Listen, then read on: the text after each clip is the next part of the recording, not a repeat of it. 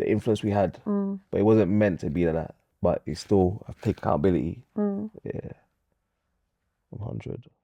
It's good. Accountability is it's lacking. Yeah. So I think it's great that you do take Yeah. accountability. Yeah, 100%. I understand that we need our men to take accountability and in our community and to help heal and build. Like it's like back in the days before when I was growing up, a lot of the Jamaican like yardies and all that came into the communities and they were selling like drugs and there was a lot of shootings and that, and a lot of them didn't take accountability. So they also played a big part in messing up the community. They were walking up all the young girls, they're big men, they were sleeping with like 14-year-olds and 15-year-olds and breeding them up and leaving them and going to prison for life sentences or getting killed. So that also caused a lot of dysfunction in the community. Some of the smart ones did it also come in and build like food shops, and so there was like a lot of them did come in and also help enhance the community and build the community, and help the economy like build up a little bit. But there's also a lot of the influence and miseducation that they brought with them as well that also mess up the community, and that's not spoken about. Yeah, a lot of people don't speak about that. Yeah, Very it was prevalent in serious. the So community. the whole Yardie influence did have a big impact on our community, and it messed up a lot of stuff. That also broke a lot of families up, and yeah, that was a mad influence. So there's a lot of things we also need to take accountability for in why today is like how it is. Yeah, for the young people, a lot of the chaos is also from that time. A lot of the blessings that are today are also from that time as well.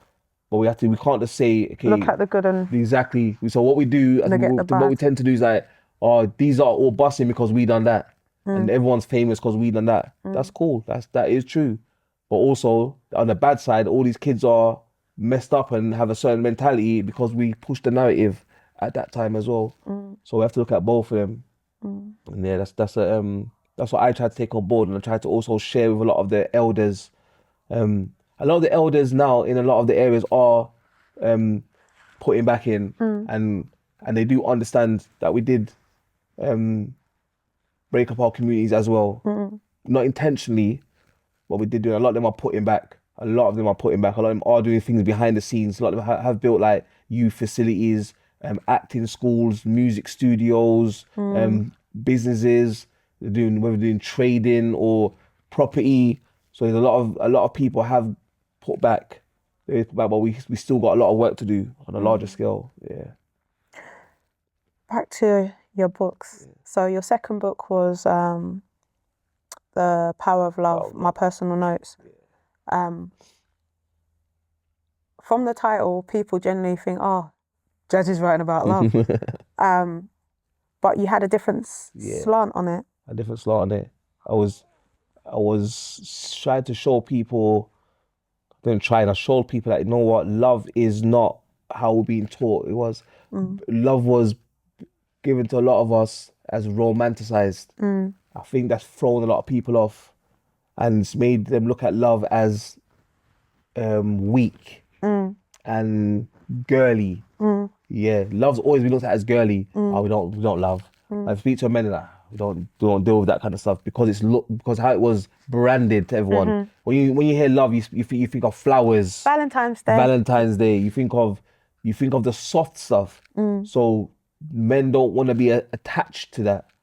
So that's why, especially young boys, this girly. When you're growing up, like, don't talk about that. Like flowers, yellow. You think of yellow, pink. When you think about love, yeah, red. How they branded it. That's how society has branded love. That's not necessarily what love is. I'm saying to you. So, the book was basically showing them that love is not like, that's not love. Love is basically an energy. I'm saying to you, it's what's within. I'm saying to you, there's loads of things that the frequency of love is a higher frequency. It's one of the highest frequencies actually. Is probably the most highest. That's like a God frequency, and it's understanding that with that love frequency, when you're tapping into that and you're thinking on that level, it changes your whole environment. It changes how you see your people, the people in your community, how you see yourself. When you look at yourself, you look in the mirror on a higher frequency and you're tapping into love and you're being yourself. Love has no attachment. So if you look at love that's in its purest form and you don't care what people think of you, Don't care what people say about you. Don't when you detach from everything and you look at yourself with love, your whole thinking changes. And that's what the book's about. It's making them understand concepts of that. And I gave them like realistic concepts. It's very like raw. It's raw, and I've done it like that so that young people could read it. It's very short book, and it's straight to the point, and it's raw.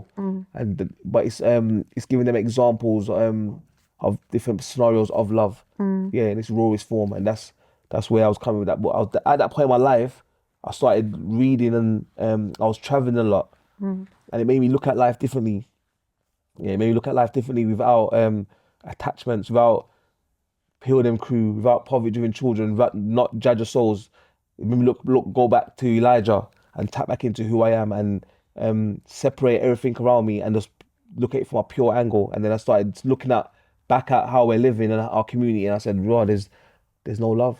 The love is what's messed up a lot of things, our relationships, our communities, our education, lack of love." I'm saying to you, and I think society and the system understands that, and it's built programs and platforms To keep us in that keep us in frequency. that frequency away from love and loving ourselves and loving others and doing things through love. Yeah.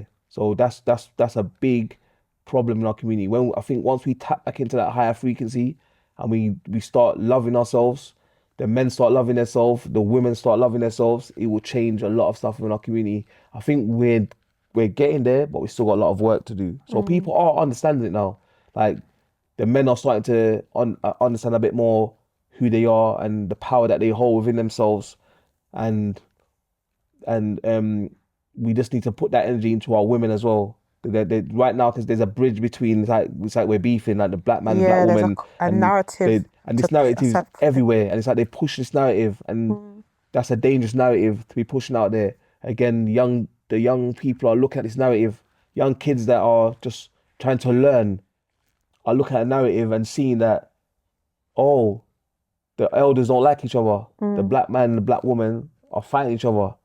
That's not a good narrative for a young person to be looking at.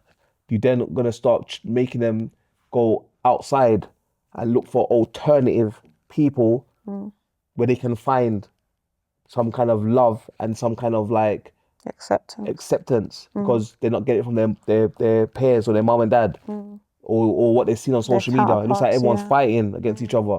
That's a very dangerous narrative that a lot of people are pushing for clickbait and pushing out there. It's very dangerous, and it's affecting a lot of young people because they're buying into it. They're buying into it. So we have to be very careful with that narrative, and that's where I was coming from with the narrative of the power of love. Love implementing change the way we conversate with each other, change the way we look at each other, change the way everything around us, how we operate. Yeah.